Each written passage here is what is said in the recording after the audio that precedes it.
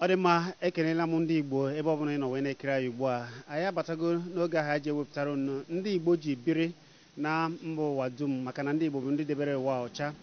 N'ụlọ ọrụ anyị, ụlọ ọrụ onyonyo Kpakpando nke na ọgụ egoro chimchim ugbu a na Infinity TV zuru ụwa niile.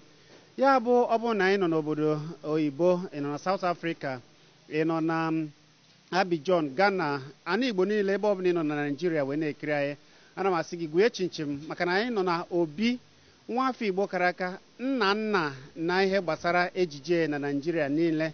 Nna kara aka maka ihe ọ na-eme ka Nigeria niile ji kpọọ gbaa gburugburu, ndị ọchịchị wee sị ya chie ya tụọ ya ugo MON.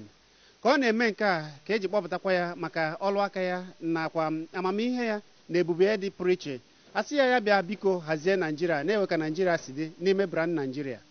N'ihe a niile ọ na-eme ka o ji were echichi dị iche iche. Ana m ekwu maka nwafọ Igbo ọ nọ n'eyi na nteje. Ana m ekwu nwafọ Igbo emegidere wee chie Ebubedike ndị Igbo niile, Ebubedike Pete Edochie. Ana m asị Chineke gozie gị MON. Ọ ya adịghị mma nnọọ.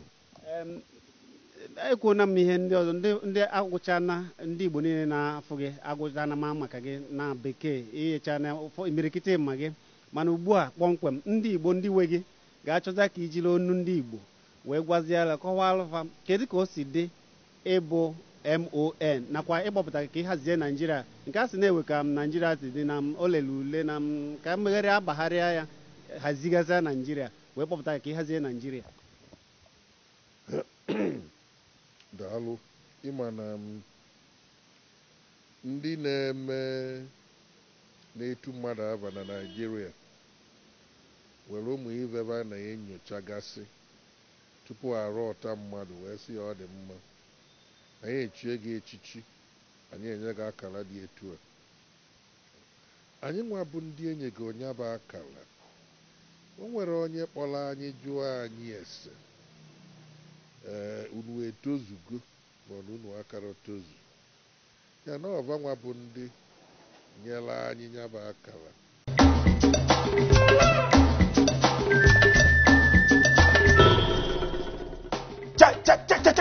Igbo wụrịanụ maka na nke ahụ anyị na-achọ n'uko elu anọ na anyị n'ogbe aka ugbu a. Kpakpando agbaala o. Kpakpando bụ n'ụlọ onyonyo nke mbụ na Nigeria a na-asụ sọsọ asụsụ Igbo site n'ụtụtụ ruo n'ụtụtụ.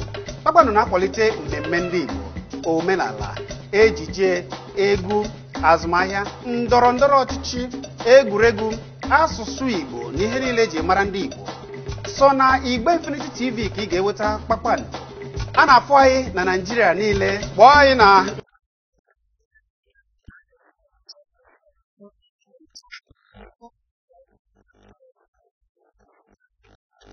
Kpakpando, ihe ndị Igbo.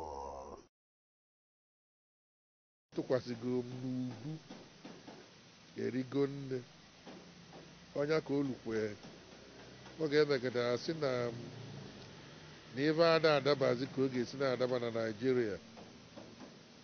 Dọrọ Akụnyili bụ onye isi mgbasa ozi minista wee sị mba na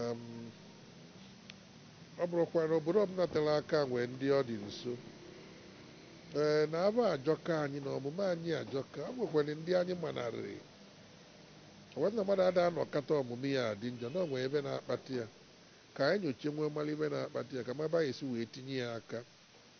Na Nigeria ebuke, Nigeria dịkwu mma.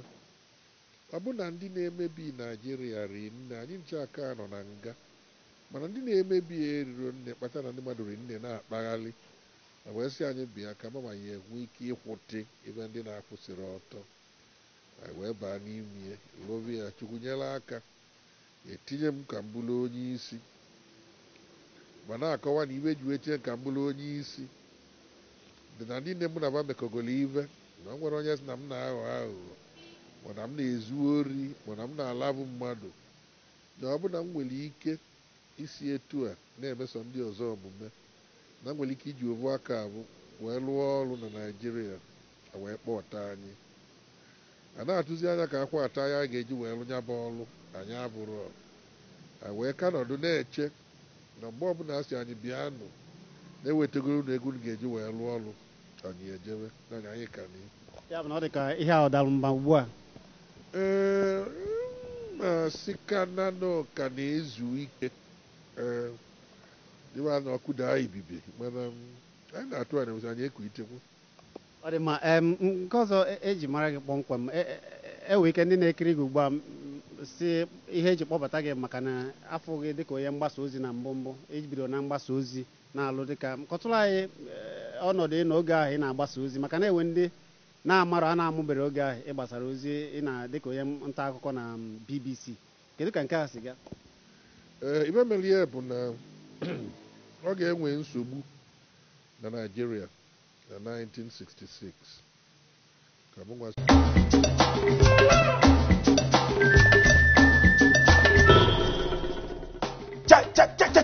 Igbo wụrịanụ maka na nke ahụ anyị na-achọ n'uko elu anọ anyị n'ogbe aka ugbu a. Kpakpando agbaala o.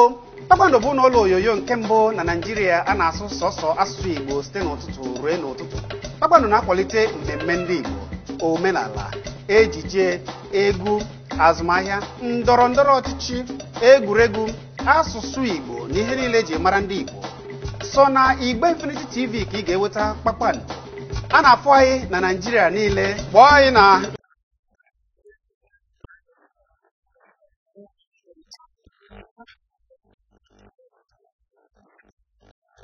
Kpakpando, ihe ndị Igbo.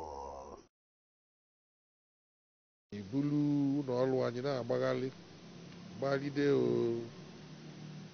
ọgụ wee bee anyị na-chetekwa azụ emesizie ezige m obodo oyibo BBC si ka nje mụtakwu ebe gbasara ọrụ a jee obodo oyibo nata tupu m pụọ n'ụlọ ọrụ alụrụ m ọrụ ebe a na-akpọ dairektọ mesịa alụ ọrụ m ovu ụlọ redio ọ bụrụ m nwa ka etinyere m bụrụ onye isi